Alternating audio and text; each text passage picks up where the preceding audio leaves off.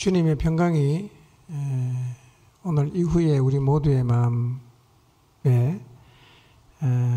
주어지고 또 계속 유지가 되는 그런 은혜가 있기를 바랍니다. 마음의 평강이 유지가 되어야 사명자의 길을 넉넉하게 걸을 수가 있고요.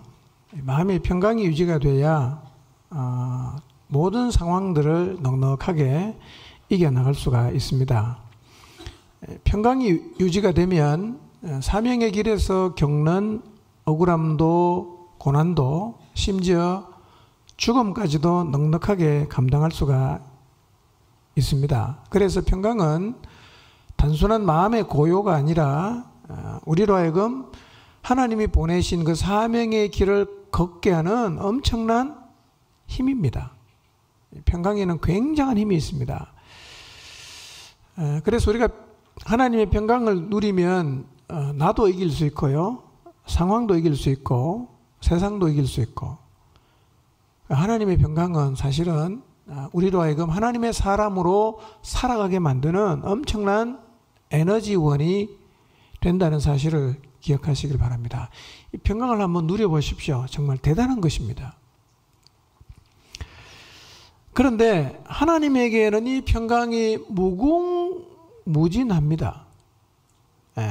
나눠주면 모자라서 막 아껴서 오늘은 조금밖에 못 준다, 이게 아니라 하나님 자체가 평강이시기 때문에 하나님에게 가까이 하면 이 평강은 얼마든지 넉넉하게 소유할 수가 있고, 지속적으로 하나님과 가까이 해서 지내면 이 평강은 사라지지 않습니다. 계속 유지가 되는 거예요. 그래서 평강을 누리고 살려고 하면 언제나 하나님을 가까이 하면서 지내야 합니다.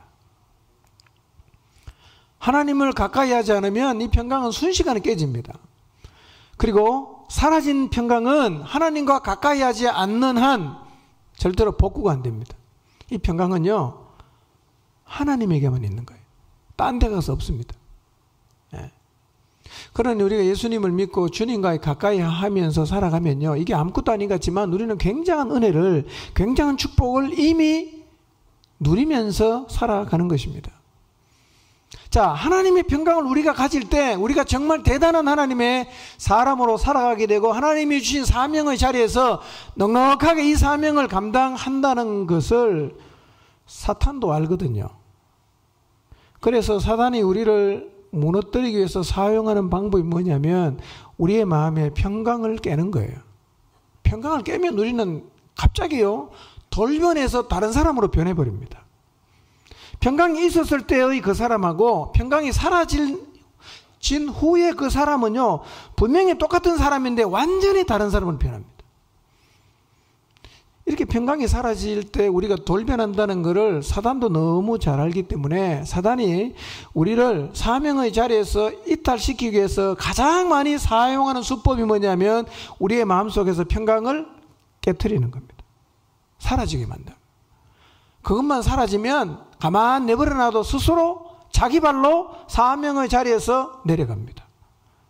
왜냐하면 평강이 사라져서 부정적 감정이 안에 들어와 있는 한에는 우리가 사명의 자리에 못 서 있습니다. 결국 스스로 내려가게 되어 있어요.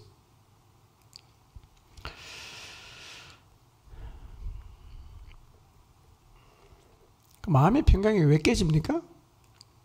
깨지는 이유는 크게 두 가지인데요. 하나는 뭐냐면 환경 때문에 깨집니다. 환경. 참 이 마음의 평안이 있었는데 자녀에게 일어난 어떤 문제가 순식간에 부모의 마음의 평강을 깨트립니다. 순식간에 깨지죠. 주변에 있는 어떤 사람의 태도 때문에 마음의 평강이 깨지기도 합니다. 그러니까 우리의 일상 속에서 우리의 마음속에 평강을 빼앗아가는, 평강을 깨버리는 환경은 수를 셀 수 없을 정도로 많습니다. 너무너무 많죠. 여러분, 지난주에 여러분의 마음에서 평강을 가져가버린, 깨버렸던 어떤 일을 한번 생각해 보시기를 바랍니다. 참 좋았는데 예, 기도하고 말씀 묵상하면서 참 내 마음이 평강이 있고 내가 참 주님 위해서 열심히 살겠다라는 이 불타는 마음이 있었는데 순식간에 그 마음이 다 사라지게 만들었던 어떤 사건, 상황을 한번 생각해 보십시오. 환경이요, 우리 마음속에 평강을 앗아갑니다. 그런데 마음의 평강이 사라지면 평강이 사라졌다로 끝나질 않습니다. 사라지면 반드시 따라오는 게 부정적 감정이에요. 예. 자녀에게 뭔가 좀 문제가 생겼다 그러면 갑자기 두려움이 확 들어오는 거예요. 예. 남편에게 뭔가 좀 수상한 일이 생겼다 그러면 내 마음속에 걱정과 염려가 확 들어오는 거예요. 예. 좀 이렇게 나쁜 소식을 들었다 그러면 낙심하는 마음이 확 들어오는 거죠. 그러니까 환경으로 인해서 우리의 마음의 평강이 깨지기도 하지만 평강이 깨지면 그걸로 끝나는 게 아니라 뒤따라오는 부정적 감정이 들어온단 말이에요. 그 부정적 감정은 우리를요, 그 환경에 빠뜨립니다. 그러나 자식이 문제가 생겼다 그러면 온통 내 생각은 거기 다 가는 거죠. 남편이 좀 이상하다 그러면 내 온통 생각이 그쪽으로 다 간단 말이에요. 예. 그래 되면 우리가 자발적으로 사명의 자리에서 내려갑니다. 예. 뭐 이런 레퍼토리 많지 않습니까? 내가 자식도 제대로 못 기르면서 뭐 하나님의 일을 한다는 게 뭐 그렇다. 내 앞가림도 제대로 못하면서 내가 주님 위해서 영혼을 위해서 사역한다는 게 그렇다. 그러면서 우리가 자꾸 이렇게 내려가려고 하지 않습니까? 그러니까 평강이 깨지면요, 뒤따라오는 게 많단 말이에요. 뒤따라오는 게. 결국 맨 나중이 뭐냐? 사명의 자리에서 이탈하는 거예요. 그러니까 요거를 사단이 잘 알기 때문에요, 뒤를 공격하는 게 아니라 앞에 평강을 톡 깨면 그 수순대로 쭉 따라가서 결국은 사명의 자리에서 벗어난단 말이에요. 예. 두 번째로 평강이 깨지는 이유가 뭐냐? 어둠이 덮일 때 깨집니다. 어둠이 덮일 때. 환경으로 인해서 오는 것하고 비슷하기도 하지만 다르기도 한 건데요. 영적인 어둠이 덮일 때가 있어요. 그러니까 특별하게 어떤 일이 일어난 것도 아니에요. 아무 일도 안 일어났어요. 근데 그냥 다른 사람의 이야기를 들으면서 어둠이 확 밀려올 수도 있고요. 다른 사람이 겪는 일을 보면서 어둠이 확 밀려올 수도 있어요. 그래서 나한테는 아무 일도 안 일어났어요. 근데 다른 사람의 이야기나 다른 사람의 삶을 보면서 두려움이 확 들어오고요. 걱정이 확, 낭망하는 마음이 들어오고, 예, 불안해지는 마음이 들어오고, 그렇게 될 수가 있어요. 그러니까 특별한 일이 없었는데 여러분의 마음속에서 부정적 감정이 자꾸만 생기면 이게 뭐냐면 사단이 지금 나를 어둠으로 덮으려고 하는 거예요. 예, 어둠의 보자기를 확 뒤집어 씌우려고 하는 겁니다. 예. 그래서 별일이 없는데 부정적 이 감정들이 내 마음의 자리를 잡고 내가 거기에 빠지면 내가 지금 영적 어둠에 덮였구나 라는 사실을 빨리 캐치를 해야 돼요. 어떻게 하면 되죠? 누가 나한테 뒤집어 씌워서 앞뒤가 잘 안 보이면 빨리 벗겨내면 되잖아요. 벗겨내야 돼요. 예. 그래서 환경으로 인해서 부정적 감정을 갖게 되든지 아니면 사단이 어둠을 뿌리거나 어둠의 보자기를 뒤집어 씌워갖고 내 마음속에 그런 부정적 감정이 생기든지 간에 우리가 기억해야 될 것은 이런 마음을 그냥 받아들이지 말아야 된다는 거예요. 뒤집어 씌우면 이렇게 못 치우게 이렇게 벗겨내야 되잖아요.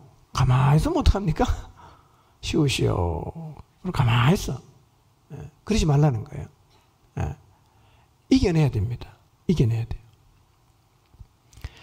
그래서 주님의 평강을 잃어버리지 않도록 순간적으로 잃어버렸다. 그러면 다시 주님의 평강이 내 마음을 주장하게 해야 되는데요.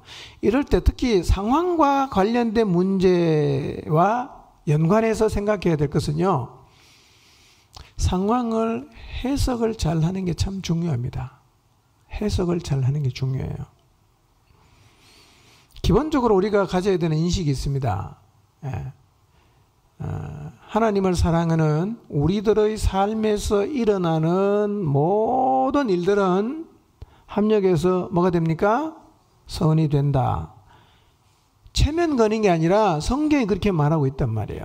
내 삶에서 일어나는 모든 일은 결국은 하나님이 다 합력해서 뭐가 되게 하느냐면 선이 되게 하신단 말이에요. 그러니까 내게 주어진 벌어지고 있는 모든 상황은 우리가 긍정적으로 해석해야 됩니까? 부정적으로 해석해야 됩니까? 그렇죠. 긍정적으로 해석할 수 있는 충분한 성경적인 근거가 있단 말이에요. 그러니까 내게 일어난 일 가운데 때로는 이해가 되지 않고 때로는 꽤 오랜 시간 동안 내가 감당하기 위해서 견뎌야 하고 힘겨운 시간을 보내기도 하겠지만, 그러나 일단 우리는 하나님이 내게 주신 환경은 내가 긍정적으로 받아들이려는 마음의 자세를 가지는 게 중요합니다.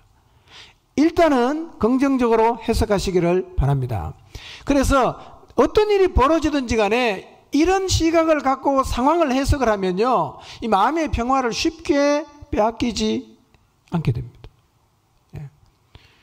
혹시 여러분의 마음속에 평강을 빼앗아간 어떤 사건을 다시 한번 생각해 보십시오. 그렇지만 하나님은 반드시 이 모든 일이 합력해서 선이 되게 하신다 라는 믿음을 주장하십시오. 그러면 여러분의 마음속에 깨질 듯한 이 평강이 다시금 깨지지 않고 여러분의 마음속에 여전히 남아있게 될 것입니다. 혹시 살다 보면 마음의 평화를 잃을 수 있죠. 근데 괜찮아요. 왜냐하면 우리는 채울 수 있는 방법을 아니까요. 회복할 수 있는 길을 알고 있으니까요. 여러분 다 잘 아시는 거예요. 평강을 회복할 수 있는 방법은 평강의 하나님하고 연결되는 겁니다.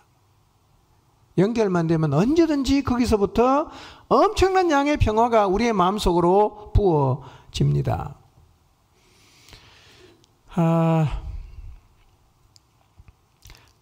제가 한 2년 전쯤 되는지 정확하게 내가 시점은 기억 못하겠어요. 무장에 대해서 한 제가 넉 달 동안 얘기를 했던 기억이 나는데요. 기억나십니까? 힘들었죠? 맨날 제 얘기만 하는가? 성경에 보면 할 얘기 많은데 맨날 왜 제 얘기만 하나? 근데요, 여러분이 무장에 대해서 제가 참 많이 얘기를 하면서 무장을 잘하면 삶의 질이 달라진다고 말씀을 드렸는데 기억나십니까? 그때 한번 생각해 보십시오. 여러분의 마음속에 무장을 철저하게 했을 때 평강이 쉽게 깨어졌던가를 생각해 보세요. 안 깨집니다. 무장을 제대로 하면요, 절대로 우리의 마음속에 평강이 깨어지지 않습니다. 그래서 제가 행사가 많은 10월이 참 위기다라고 말씀드리는 이유가 뭐냐면, 바쁘면 하나님하고 가까이 하는 시간이 줄어들게 되니까 굉장히 우리가 위험할 수가 있다는 거죠. 평강을 잃어버리면 딱 그 다음 일은 정해져 있어요. 첫째는 부정적 감정에 쌓이고, 그 다음에 영적으로 뒷걸음질해서 사명의 길에서 벗어나고, 그 다음에 부정적 감정이 많으면 틀림없이 원망과 시비가 많이 일어납니다.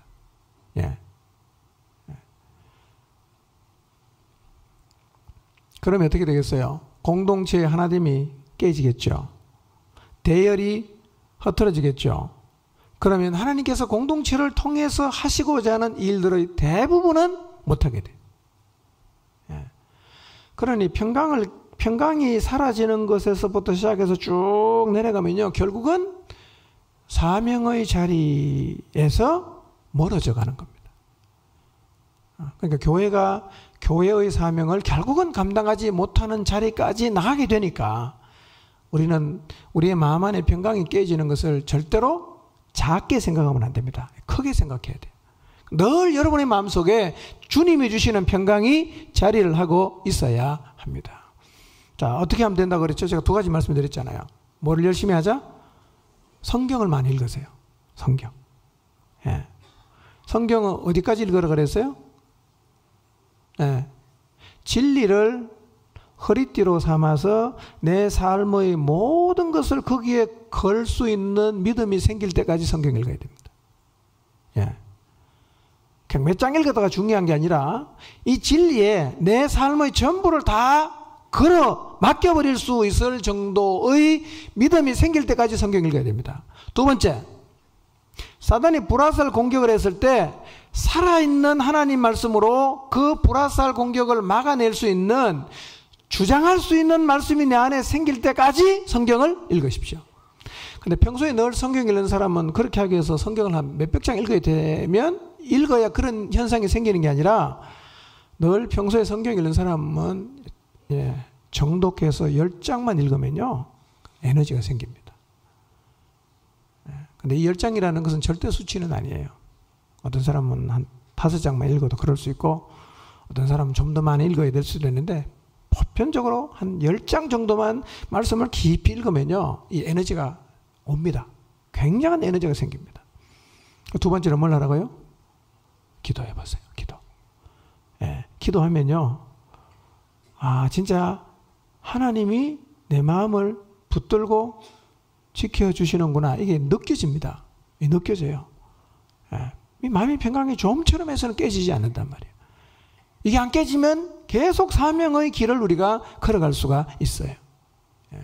그래서 이번 한 주 특별히 여러분의 마음을 잘 이렇게 면밀히 살펴보시고, 하나님으로부터 오는 평강이 깨지지 않도록, 그리고 늘 평강이 여러분의 삶을 주장할 수 있도록 내면을 면밀히 돌아보시고, 기도와 말씀에 청렴해서 예수 그리스도의 평강이 여러분 모두의 마음을 주장하게 되시기를 바랍니다. 기도하겠습니다.